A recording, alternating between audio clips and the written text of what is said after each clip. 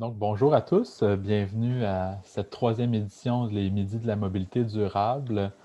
Donc, en fait, je me présente, Gabriel Meunier. Je suis chargé de projet énergie changement climatique au Conseil régional de l'environnement de la Naudière. Donc, aujourd'hui, notre présentation, ça va être sur les milieux de vie pour un vieillissement actif. Donc, ça me fait plaisir de vous voir en aussi grand nombre aujourd'hui. Cette fois-ci, donc, on a cette initiative est en collaboration en fait avec le plateau Lanaudois intersectoriel. Donc, on les remercie de cette collaboration là, pour cet événement, puis de peut-être des nouveaux participants que ça nous a apporté aussi là, grâce à cette collaboration. Donc, je vais passer brièvement là, sur le fonctionnement, puis sur un peu les détails de la présentation. Donc, euh, notre conférencière là, va donner une conférence d'environ 40-45 minutes. On va se garder une période de questions-réponses à la toute fin là, pour le dernier 10 à 15 minutes là, de l'heure qu'on a devant nous. Je vous demanderai, là, c'est déjà fait pour la très grande majorité d'entre vous, mais si jamais il y en a qui ont encore leur micro ouvert, là, je vous demanderai de les fermer pour pas qu'on ait trop d'interférences sonores durant la présentation. Si vous êtes intéressé, je vous invite aussi à vous renommer. Donc, si on va dans l'onglet participant et on clique vis-à-vis son nom, on a l'option de se renommer. Donc, vous pouvez nous indiquer votre nom complet, l'organisation à laquelle vous appartenez. Ça nous donne des fois une meilleure idée là, du public qu'on a devant nous. Pour la période de questions-réponses à la toute fin, ce qu'on vous demanderait, si vous avez des questions là, qui surgissent là, pendant la présentation, écrivez-les là, dans la portion, il y a une portion chat dans une fonctionnalité sur Zoom. Donc, c'est un groupe là, où on peut écrire des commentaires, des questions. Donc, je vous invite à utiliser cette fonctionnalité-là. Nous, on va prendre ces questions-là là, tout au long de la présentation. Ça va nous permettre d'en sélectionner quelques-unes là, pour la fin de notre présentation. Donc, sans plus tarder, je vous présente notre conférencière pour ce midi, Isabelle Vib, qui est coordonnatrice en vieillissement actif et urbanisme chez Vivre en Ville. Donc, elle détient un baccalauréat en géographie, une maîtrise et un doctorat en études urbaines. Elle s'est jointe à l'équipe de Vivre en Ville en 2018 pour développer des outils pratiques à l'intention des municipalités pour adapter les villes au vieillissement de la population. Donc, depuis janvier 2020, elle coordonne un programme d'accompagnement aux municipalités québécoises visant à soutenir l'adaptation des pratiques d'aménagement et d'urbanisme pour assurer l'accès aux services pour les aînés, faciliter leur déplacement, diversifier l'offre résidentielle et contribuer à l'émergence de milieux inclusifs et de qualité. Elle participe également à des activités de recherche chez Vivre en Ville, la rédaction de guides, de même que de la formation et de l'accompagnement. Donc, merci beaucoup de ta présence, Isabelle, parmi nous ce midi. Puis, je vais te céder la parole à l'instant. Donc, bonne conférence tout le monde.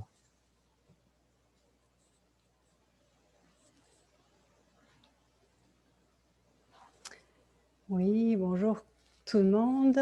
Est-ce que Gabriel, tu peux me confirmer qu'on voit bien la présentation? Tout est beau de mon côté. Merci beaucoup.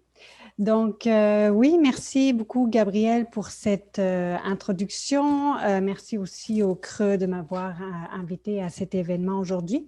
Je suis très heureuse de présenter un peu nos recherches à Vivre en Ville sur le sujet et les activités terrain qu'on mène actuellement dans le domaine du vieillissement actif. Donc, ce que je vais vous présenter aujourd'hui, c'est le vieillissement actif et en particulier le volet activité de proximité, donc dans une perspective de répondre à ses besoins de la vie quotidienne, quel que soit son âge. Donc, au programme aujourd'hui, vraiment une introduction au vieillissement en général, vieillissement démographique, qu'est-ce que ça signifie et plus particulièrement, en deuxième lieu, c'est quoi l'impact du cadre bâti sur le vieillissement actif.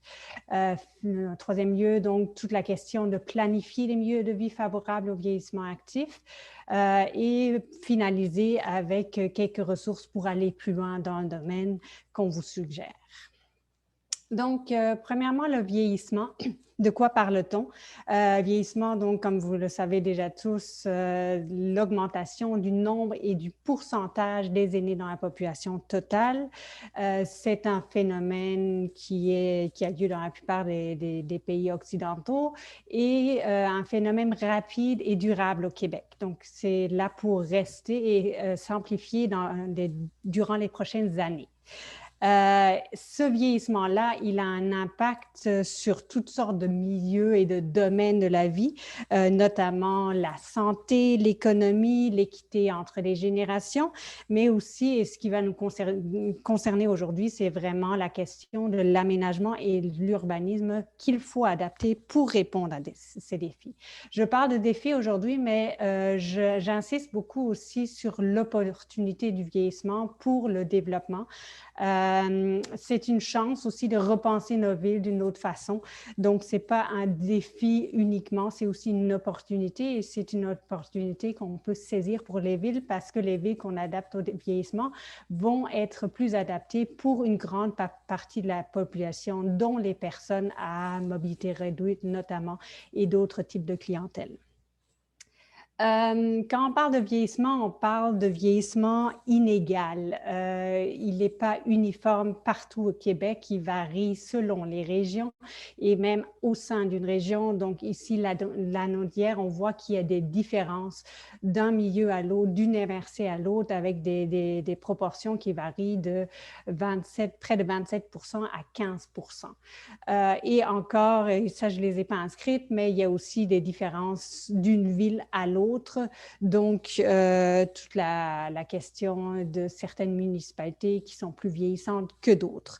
Donc, c'est quelque chose qu'il faut avoir en tête. Ensuite, évidemment, le vieillissement n'est pas le même selon le milieu où on réside. Les municipalités sont très variées. D'ailleurs, à Vivre en ville, on travaille dans des milieux de vie très différents d'un milieu à l'autre. Et évidemment, une municipalité plus grande offre plus de services à ses citoyens. Et d'ailleurs, elle les offre pas juste à ses citoyens, mais aussi aux citoyens qui vivent dans les municipalités environnantes. Donc, vieillir dans un petit, moyen, grand milieu n'est pas la même chose. Et même entre les petits milieux, il y a des fortes différences d'un milieu à l'autre. Et donc, c'est quelque chose qu'il faut avoir en tête aussi.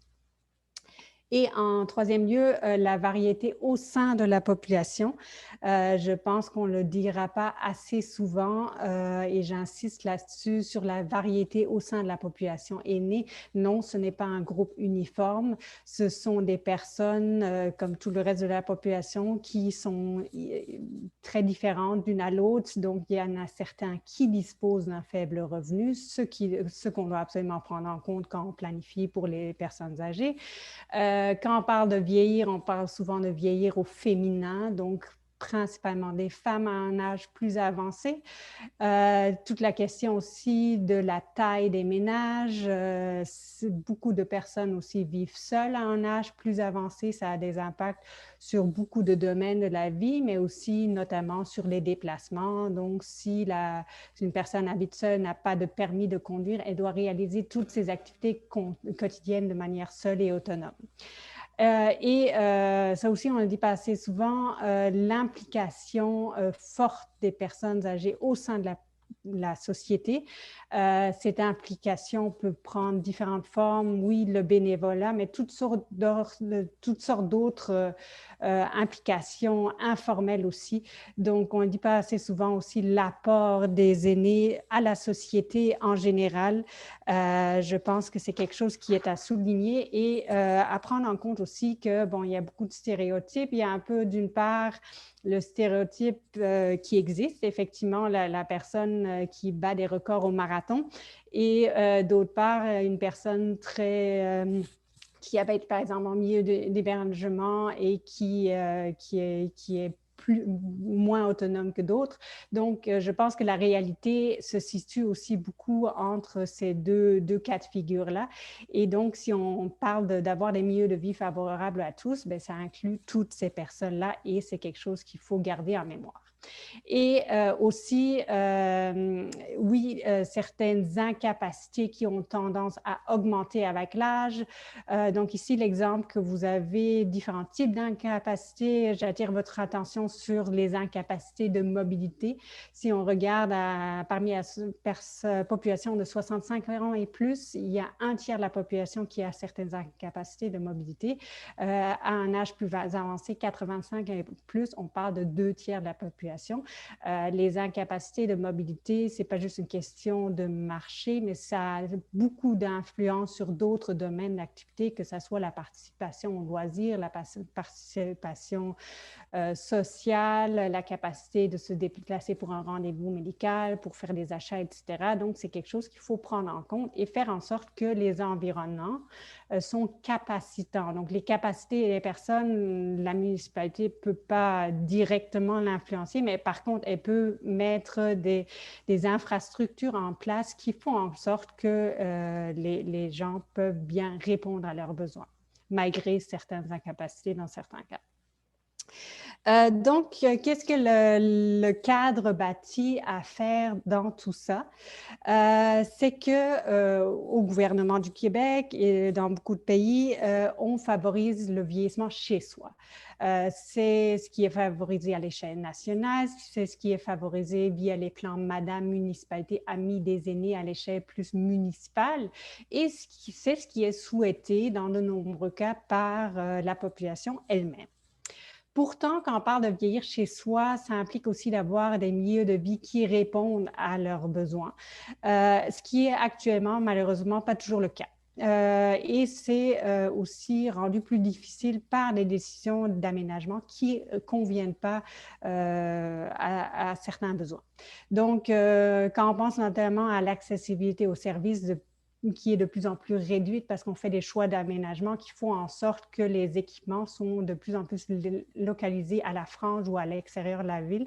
Ça les rend moins accessibles et ça nécessite absolument, dans beaucoup de cas, une auto pour s'y rendre. Donc, de facto, ces services-là sont moins accessibles qu'auparavant. Ces décisions d'aménagement-là ont des impacts aussi pour le centre-ville, le noyau villageois, qui, lui, va être de plus en plus dévitalisé parce qu'il y a moins de services, parce que les gens s'y rendent moins, donc moins d'attrait du centre-ville. Ensuite, il y a toutes les questions de l'aménagement pour piétons, donc des aménagements qui déjà à la base sont peu attrayants.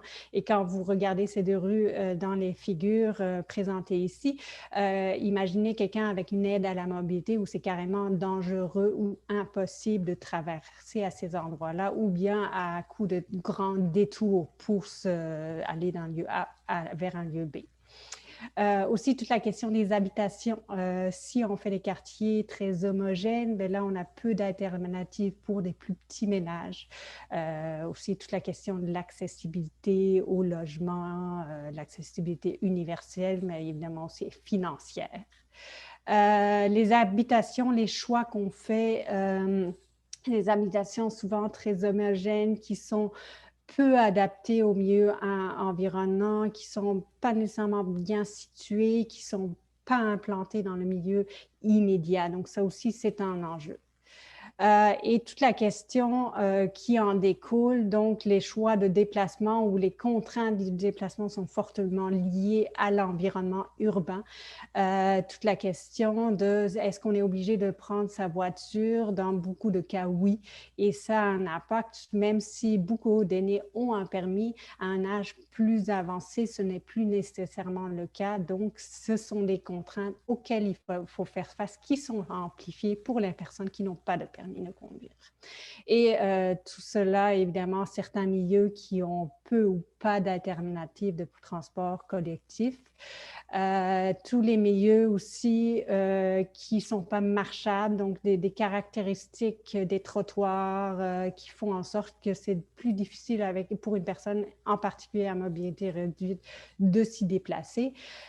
sans oublier la question hivernale, donc toute la question des chutes qui sont plus probables avec des surfaces enneigées, glacées, qui empêchent souvent les aînés de se déplacer et à long terme aussi qui peuvent avoir une influence sur l'isolement social de certaines personnes qui osent plus ou qui veulent plus sortir pour des raisons de santé. Donc, toute la question de la planification est importante pour limiter ces contraintes-là, pour s'adapter à une population vieillissante qui va être de plus en plus nombreuse aussi, qui va avoir plus de besoins dans les prochaines années. Donc, il y a des initiatives qui existent déjà. Des initiatives comme par exemple MADA, Municipalité Amie des Aînés, qui est une initiative qui vise à adapter les structures municipales aux besoins des aînés pour les inclure davantage. Donc, il s'agit de politiques et de plans d'action qui sont généralement de 3 à 5 ans.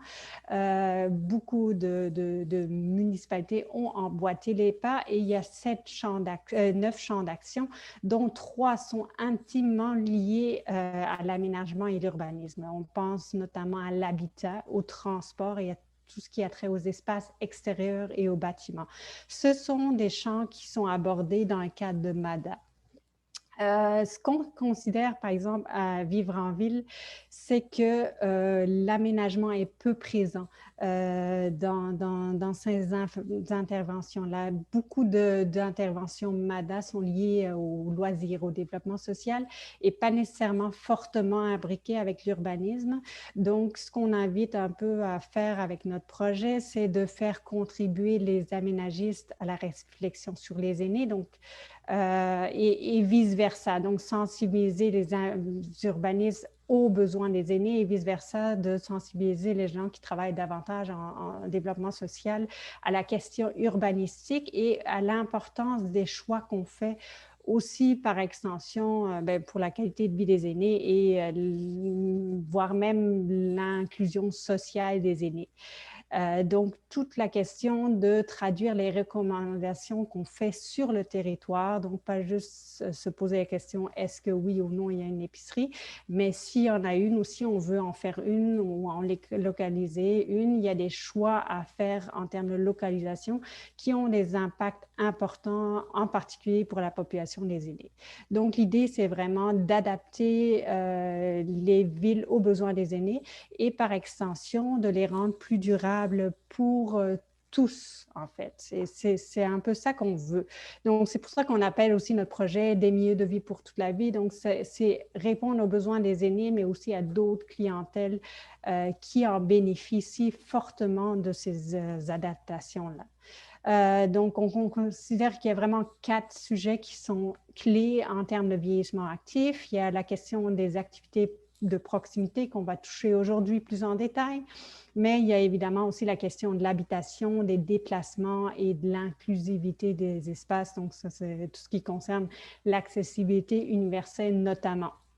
Donc, je vais surtout aborder la question des activités de proximité, mais évidemment, il y a d'autres domaines qui sont importants aussi.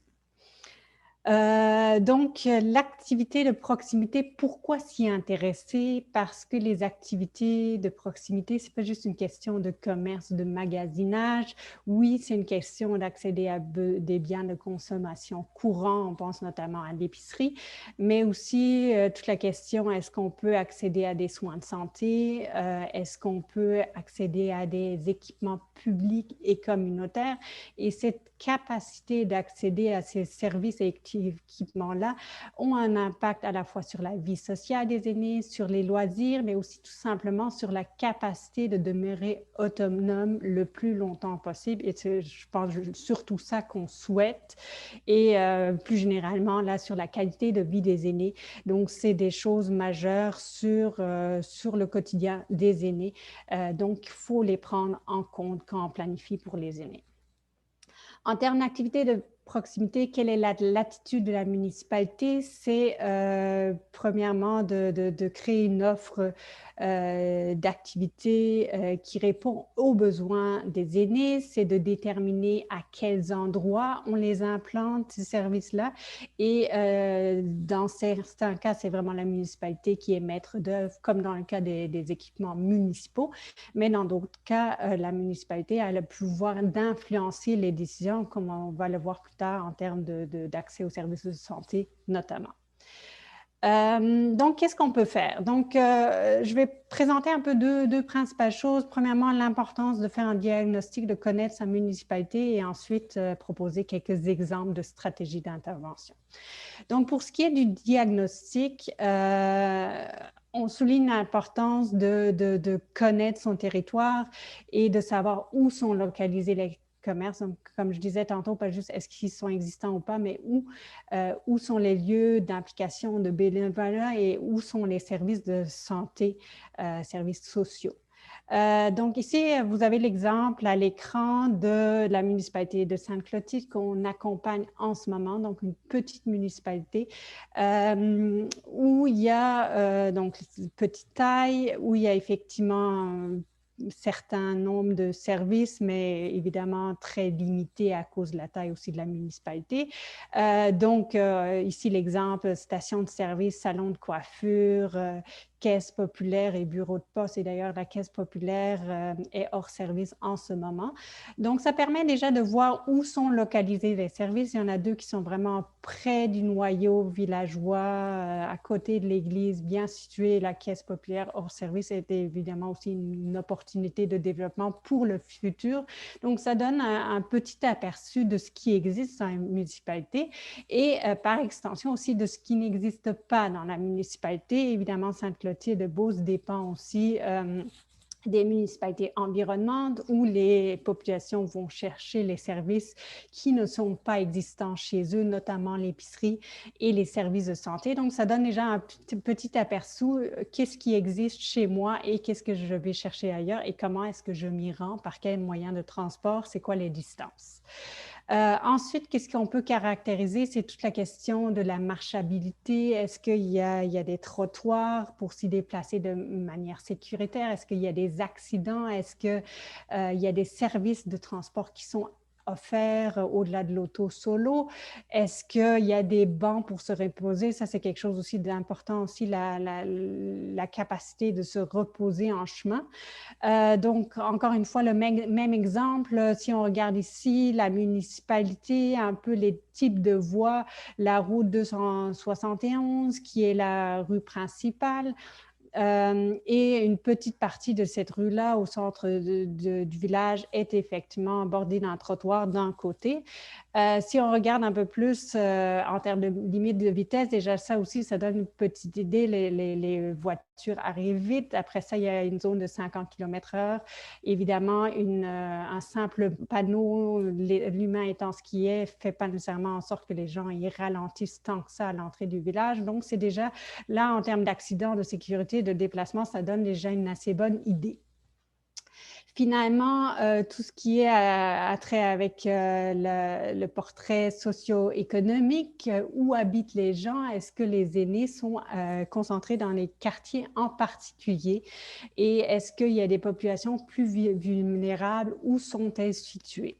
Donc là, on a un exemple ici de Châteauguay qu'on avait accompagné dans le cadre d'un projet pilote et plus c'est foncé, plus la proportion d'aînés est élevée dans les quartiers ou dans les tronçons.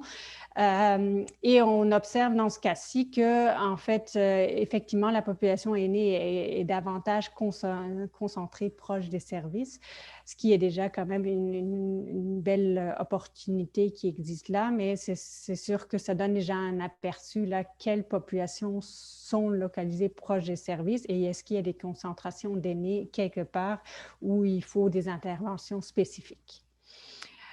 Deuxième partie, c'est donc les stratégies d'intervention. Une fois qu'on connaît son milieu, qu'est-ce qu'on peut faire? Quels sont les pouvoirs de la municipalité pour intervenir? Un grand rôle que la municipalité peut jouer, c'est l'amélioration et la consolidation des centralités.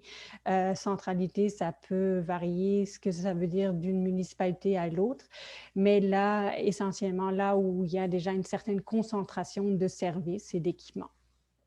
Donc, on a ici à l'écran l'exemple un peu théorique d'une municipalité, d'un noyau civique paroissial, donc un peu autour de l'église où il y a un noyau qui existe déjà, mais qui gagnerait à être développé davantage, donc un espace sous-utilisé, une mare de stationnement autour et l'absence de services de proximité vraiment autour de l'église, là où il y aurait encore un peu de la place à ajouter des services.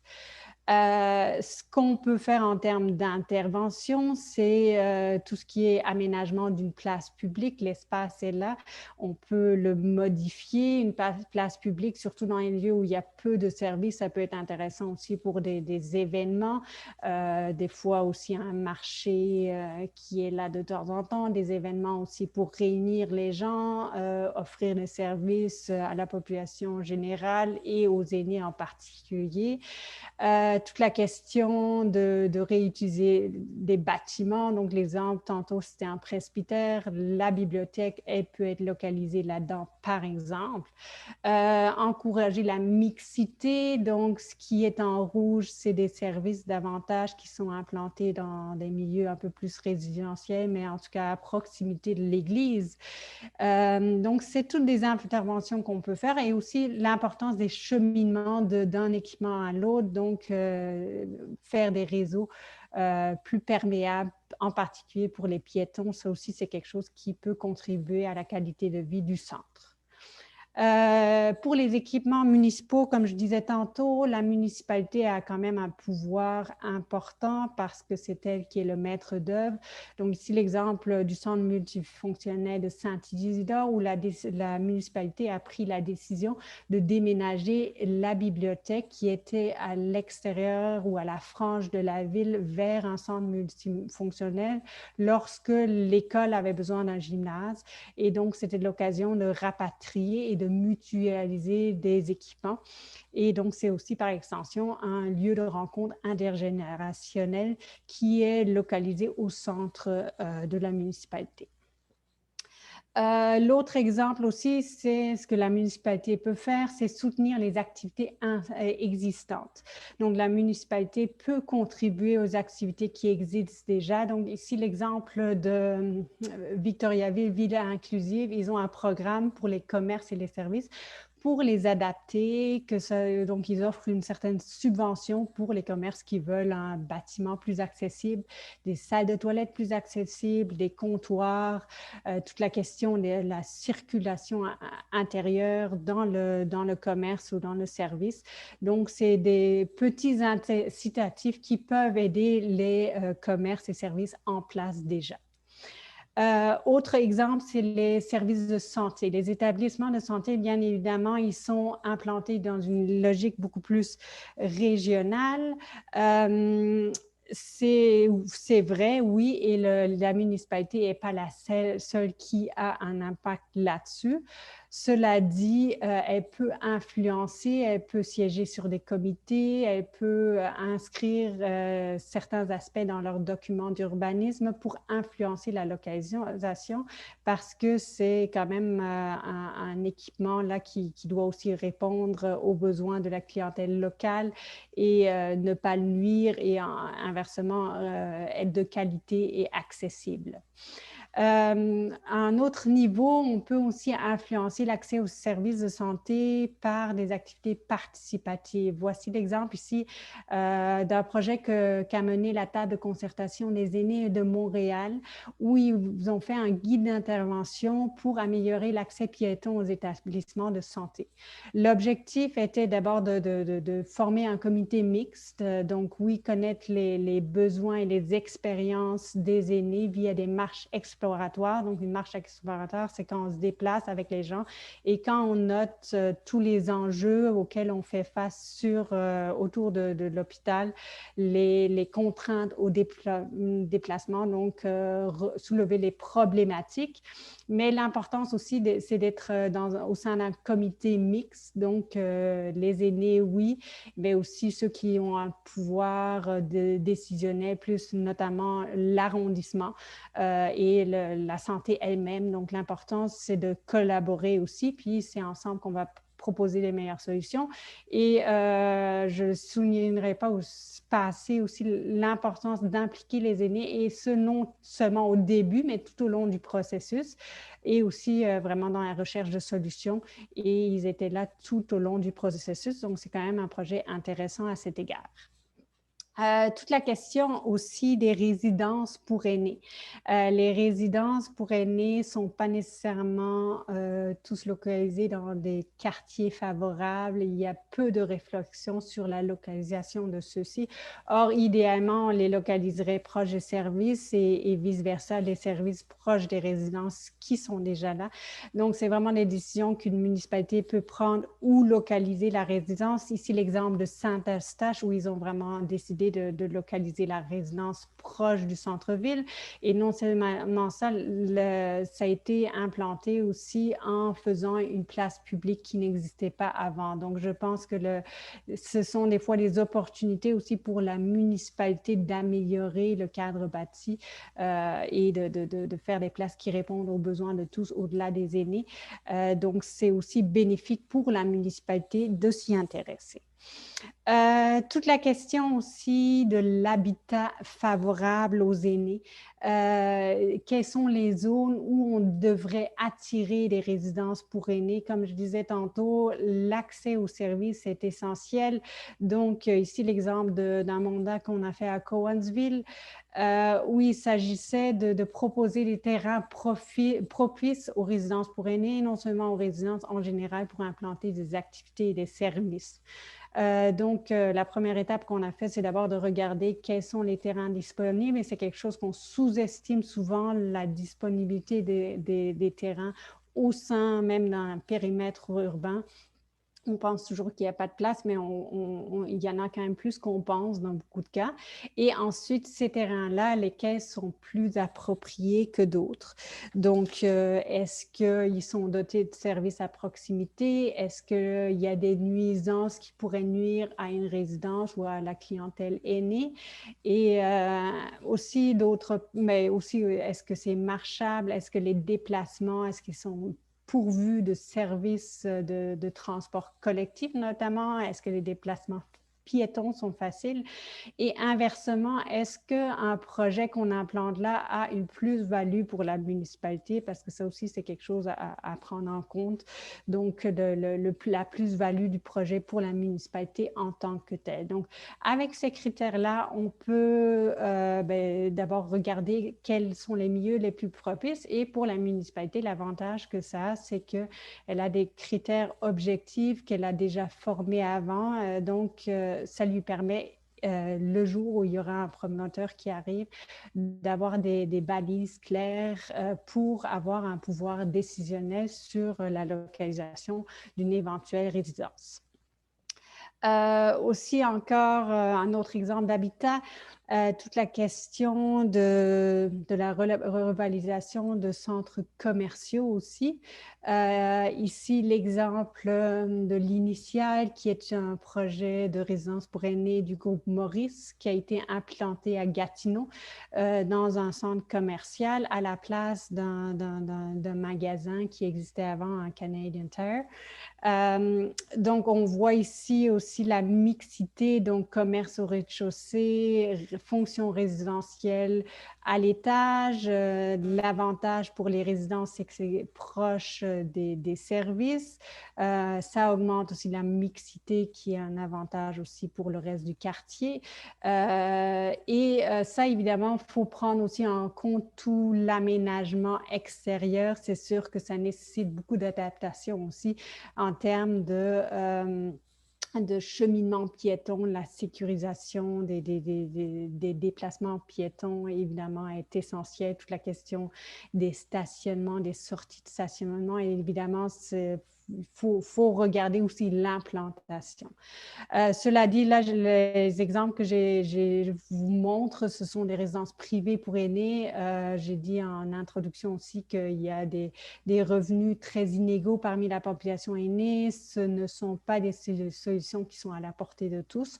Donc, même si ce sont des exemples que j'ai montrés, loin de là, je pense qu'il faut une variété, et la variété est aussi dans le logement social et abordable ou autre, et dans différentes typologies, mais c'est vraiment juste des exemples que je vous montre en termes de mixité d'activités et les avantages que ça peut avoir pour la municipalité en tant que telle.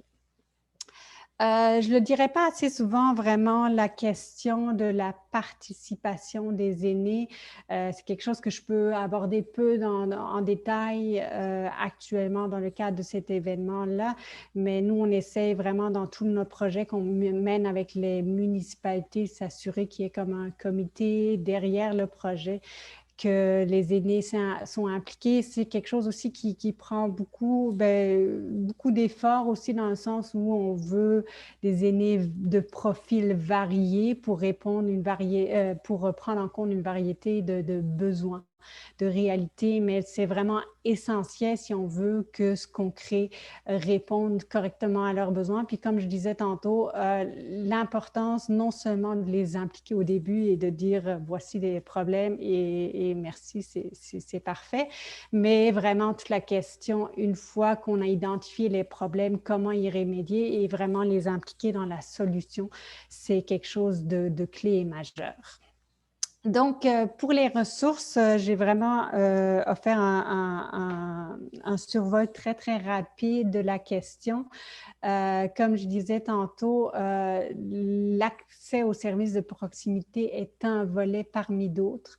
Il y a vraiment toute la question de l'habitation, des déplacements piétons en transport en commun qu'il faut absolument aborder parce que ce sont des personnes qui ont davantage de contraintes de mobilité, comme je disais, soit parce qu'il n'y a pas de permis de conduire, parce qu'il y a des contraintes de mobilité qui sont liées aux capacités physiques. Donc, c'est quelque chose qu'on peut créer dans un environnement pour le rendre capacitant, agréable pour les personnes à se déplacer et leur donner aussi le goût de se déplacer.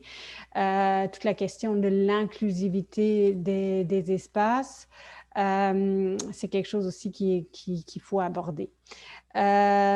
Finalement, c'est une publication qu'on a développée, donc qui aborde ces aspects-là. C'est une publication qui est téléchargeable gratuitement, donc je vous invite à vous y référer s'il y a davantage de questions là-dessus. Et on mène actuellement aussi un projet pour appuyer les municipalités dans la démarche. Donc, c'est un projet qui dure pendant 3 ans, qui est financé entre autres par le secrétariat aux aînés dans le cadre du programme Québec Amis des aînés. C'est un programme en fait où on offre des services aux municipalités de durée variée selon l'importance souhaitée par la municipalité, et certaines de ces activités sont gratuites. Donc, beaucoup des exemples que je vous ai nommés sont issus de ces accompagnements-là. Donc, c'est un peu établir des balises pour faire des aménagements favorables au vieillissement actif. C'est le but du projet en tant que tel. Donc, si vous avez des questions, vous voyez l'adresse à l'écran, vous pouvez me les adresser aussi. Donc, c'est un programme qui vise vraiment les 4 domaines que j'ai nommés précédemment. Donc, pour intervenir vraiment sur le territoire. Et je ne le dirai pas assez souvent, c'est l'importance aussi de s'adapter au milieu qui est évidemment pas pareil d'un milieu à l'autre. Donc, des fois, les interventions, il faut vraiment les cibler, voir c'est quoi le meilleur choix selon le milieu dans lequel on travaille. Donc, comme je disais tantôt, c'est un projet qui est financé par le gouvernement du Québec. Et je vais clôturer ici et vous proposer de discuter sous forme de questions. J'espère avoir fait un petit tour de la question. Comme je disais, c'est vraiment juste un volet que j'ai pu traiter aujourd'hui, mais ça me fera un grand plaisir de répondre à vos questions. Merci beaucoup.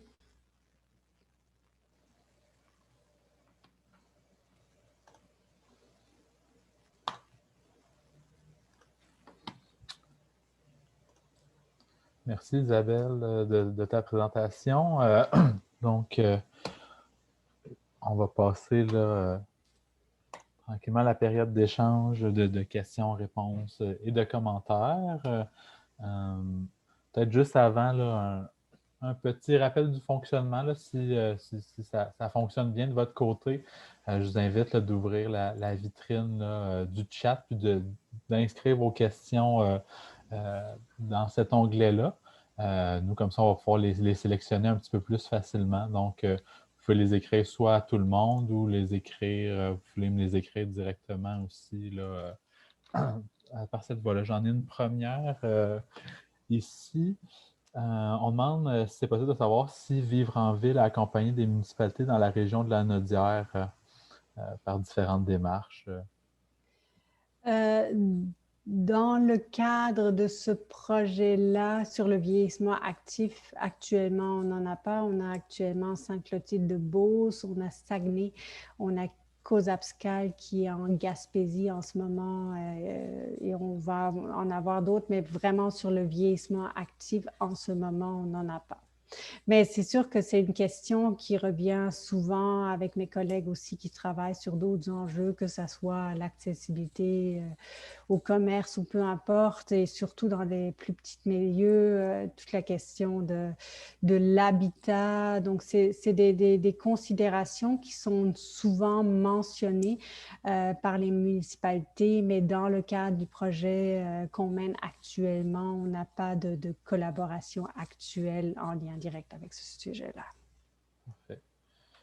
Je sais qu'il y avait eu là, un événement, ça devait être en 2018-2019, il y avait eu un forum MADA, entre autres, du côté de Joliette.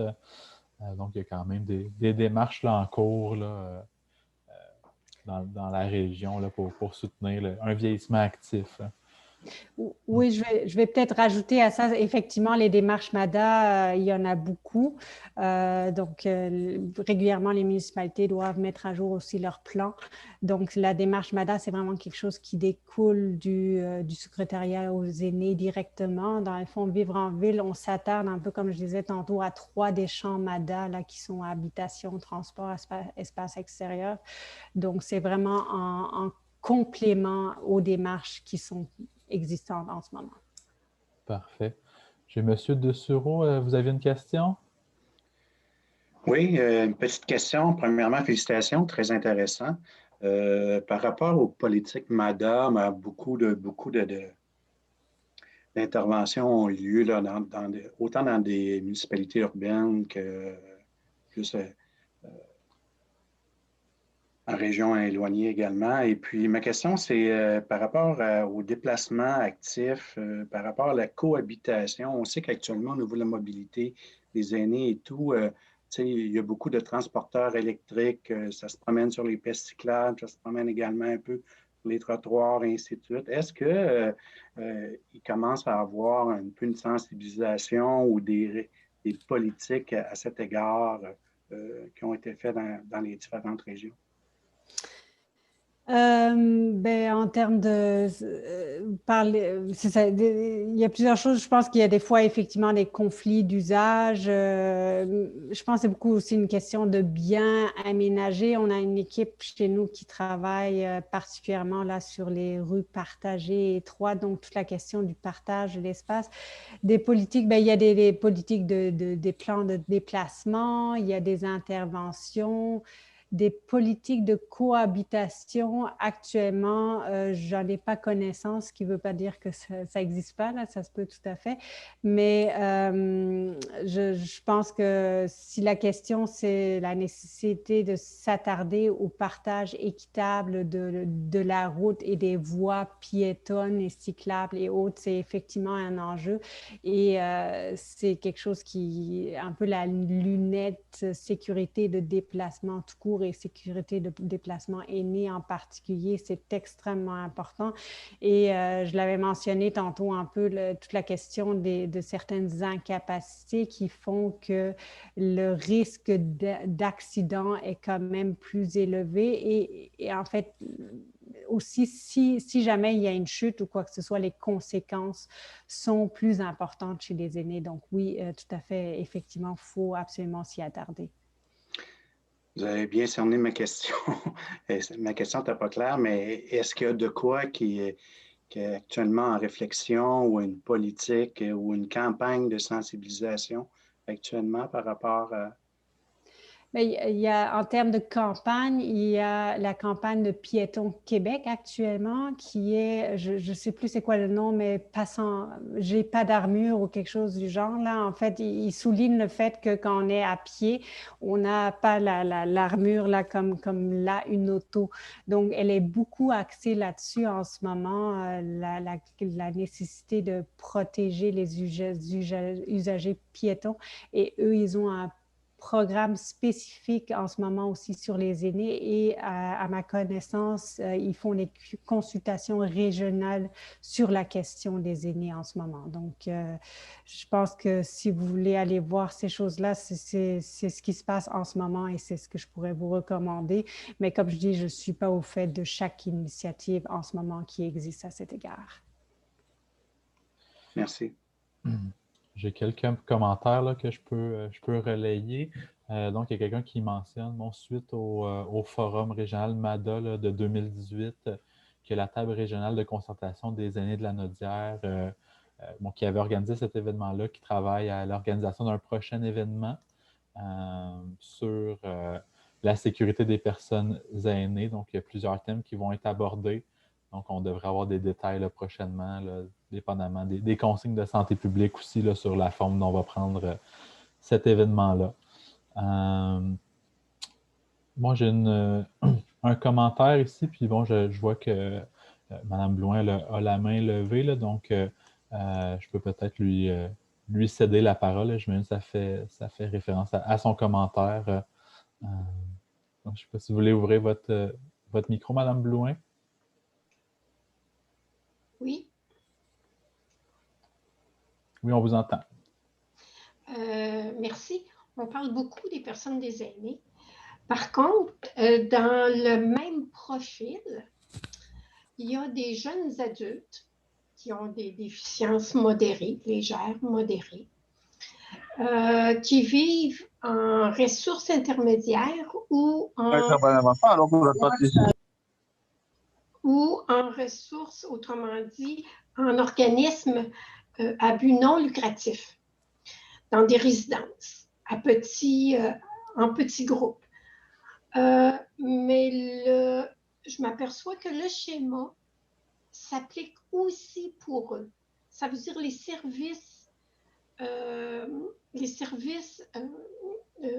pharmacie, aller faire son épicerie, rester actif, mais sans nécessairement avoir un permis de conduire puis être capable de se véhiculer autre qu'à pied. À ce moment-là, il faut penser à eux en les incluant, en faisant de l'insertion pour eux aussi. J'aimerais avoir une réponse si c'est juste pour les 65 ans et plus ou si ça les inclut eux aussi. Oui, pour ce qui est, je pense que le titre l'exprime quand même assez bien. Il y a la volonté de répondre aux besoins des aînés. C'est notre mandat parce qu'on est financé par Québec Amis des aînés. Donc, c'est la clientèle première qu'on dessert avec ce projet. Cela dit, j'espère avoir insisté beaucoup sur le fait que ce qu'on fait pour la population aînée a des retombées positives sur tous et en particulier sur des personnes qui ont des besoins particuliers, que ce soit pour des raisons d'incapacité, mais aussi les enfants qui des fois aussi, pour traverser une rue, c'est une question de sécurité. Donc, c'est quelque chose que j'espère avoir transmis dans la présentation. Pour ce qui est des plans, actuellement, le gouvernement du Québec a des plans d'action MADA, qui sont donc municipalités amies des aînés, mais ce qu'on observe de plus en plus, c'est que les municipalités jumelles ces plans-là avec les plans famille, parce qu'ils voient qu'effectivement, il y a des considérations conjointes. Mais effectivement, je suis tout à fait d'accord avec vous qu'il faut inclure davantage de population et de l'intégrer aussi dans tous les processus, comme je disais, toute la question de la concertation, de connaître leurs besoins, de les inclure et de les inclure aussi dans, dans les solutions. Et cet arrimage-là, peut-être qu'il gagnerait effectivement à être davantage fait. Peut-être qu'il manque encore, je suis tout à fait d'accord avec vous, mais je pense que c'est un peu une question de s'allier pour aller dans le bon sens ensemble. Donc, merci beaucoup pour ce commentaire. Parfait, merci. Moi, j'ai une question là. Si on veut pour du support technique, à qui est-ce qu'on peut faire la demande? Est-ce que c'est des services qu'offre Vivre en Ville? Est-ce que on va voir du côté de notre municipalité, de notre MRC? Est-ce que le comité MADA peut nous accompagner? Donc, où est-ce qu'on peut aller chercher des ressources là, pour nous accompagner là, dans la perspective de créer, je mets, des environnements qui sont favorables? Puis, Oui, mais je pense que, en fait, le prérequis, c'est être déjà dans la démarche MADA. Donc, ça peut être déjà une municipalité qui est en mise à jour ou élaboration de son plan, et ça peut être une municipalité qui a un plan en vigueur. Donc, ça, c'est un peu le prérequis. Ensuite, pour l'accompagnement spécifique, là, dans le fond, nous, ce qu'on fait, c'est vraiment pour la mise en œuvre ou la planification de tout ce qui a trait à l'aménagement et l'urbanisme. Ça peut être fait avec Vivre en Ville. Donc, vous pouvez directement nous contacter. Peut-être que je pourrais tantôt vous transmettre là, les adresses Internet. Vous pouvez directement communiquer avec moi. Donc, il y a vraiment différentes formules, là, incluant des formules très ponctuelles, gratuites d'une 15aine d'heures. Et il y a des formules plus long terme de 6 à 12 mois là, avec les municipalités directement. Mais pour ça, vous pouvez vous adresser directement à nous. Mais ça s'adresse vraiment aux municipalités. Donc, la personne qui fait la demande, il faut que ce soit la municipalité, mais ça peut être tout à fait, ou ça devrait être en collaboration avec d'autres organismes. parfait. Bon, on a peut-être le temps pour une ou deux dernières interventions. Moi, j'ai un commentaire ici, là, ça fait un peu du pouce là, sur une des sections de votre présentation, mais bon, ce qui est préoccupant, c'est la dévitalisation des villages. Donc, c'est comment attirer des commerces de proximité quand le bassin de population se réduit. Euh, je pense que ça prend une implication de tous les niveaux, pas facile de mobiliser tout le monde. Donc, je ne sais pas si vous avez un commentaire à faire là-dessus ou. Oui, mais j'insistais un peu sur l'importance de si on fait quelque chose, où on le fait, parce que le noyau du village, il est quand même, espérons-le, un lieu de rencontre, et pour préserver ou favoriser ça, il y a des interventions qu'on peut faire. C'est sûr que, vous l'avez vu, hein, l'exemple de Sainte-Clotilde, bon, une station-service et un coiffeur, c'est sûr, ça ne permet pas de faire l'épicerie. On n'a pas le choix d'aller à l'extérieur. Cela dit, si on a des espaces bien fonctionnels, événementiels, on peut tout à fait envisager des marchés qui sont là de temps en temps, qui coopérative. Donc, je pense qu'il faut un peu innover en termes de services qu'on veut attirer. Ça ne voudra pas nécessairement dire un IGA avec tout ce qu'on est habitué de voir. Ça peut être à différents niveaux et des fois, c'est des événements plus ponctuels déjà qui forment un début de quelque chose. Donc, c'est sûr que puis effectivement, toute la question des villages qui perdent la population, et clairement, c'est un enjeu. Mais je pense que c'est ça, il faut un peu innover dans la forme des services qu'on offre. Je pense que ça pourrait être bénéfique. Parfait. Puis je pense que, bon, on l'a présenté aussi un peu plus tôt, là, mais je pense que l'importance aussi là, d'une certaine concertation entre les municipalités limitrophes qui peuvent être dans une même situation, là, donc s'assurer que que les services qui ne sont peut-être pas disponibles dans une municipalité le sont chez la voisine, puis qu'il y a un moyen quand même de faire la connexion entre ces milieux de vie-là de manière plus efficace. Là, je pense que c'est intéressant aussi. Parfait, ben on va arrêter la période de questions-réponses. On va passer au mot de la fin. Bon, j'ai eu quelques interventions là, au cours de la rencontre. On me demandait, bon, est-ce que la présentation va être disponible? Donc, effectivement, là, on va vous faire parvenir là, autant les coordonnées de Vivre en Ville de Mme Vib. Donc, on pourra tout joindre ça là, à notre envoi si vous avez des questions ou vous souhaitez là, une démarche d'accompagnement un petit peu plus concrète. Donc, la présentation et le lien vidéo là, vont vous être envoyés aussi là, si vous avez manqué des bouts. Je vous inviterai aussi à nos prochains rendez-vous. Donc, en primeur, je vous annonce pour notre prochain webinaire, ça va être mardi le 9 mars prochain. C'est pas nécessairement dans la série sur la mobilité durable cette fois-ci, mais il y a quand même, il y a quand même des thèmes qui peuvent être bien intéressants pour plusieurs d'entre vous. Donc, ça va être sur le thème de quel est l'état de la connectivité écologique dans la Naudière, avec comme conférencier Michel Leboeuf. Donc, c'est une collaboration entre le CREL et la fiducie Écosystème La Naudière. Donc, ma collègue Julie là, devrait avoir mis dans le chat le lien pour vous inscrire. Donc, s'il y en a qui sont déjà intéressés, je vous invite à le faire. Puis ensuite, il nous reste un dernier événement de notre grande série sur la mobilité durable. Ça va être le 6 avril prochain. Là, ça va être un forum, en fait, la mobilité durable, ça me branche. Donc, on vient clore cette série-là là, avec un événement d'un peu plus grande envergure. Donc, ça va être tout l'avant-midi. Là, on va avoir plusieurs conférences, là, dont Daniel Breton, qui est l'ex-ministre de l'Environnement, spécialiste des questions d'électrification des transports, qui est notre porte-parole, puis un de nos conférenciers.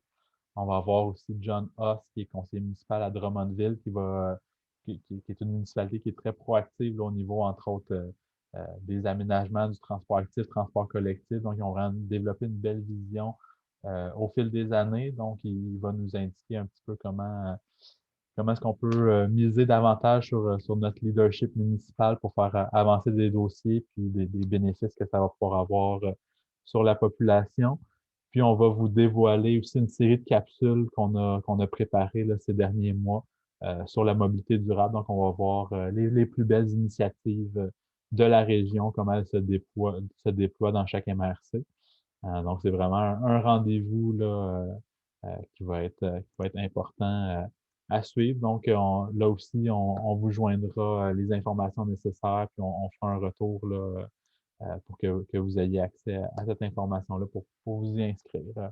Donc, encore une fois, merci beaucoup Isabelle de ta présence ce midi.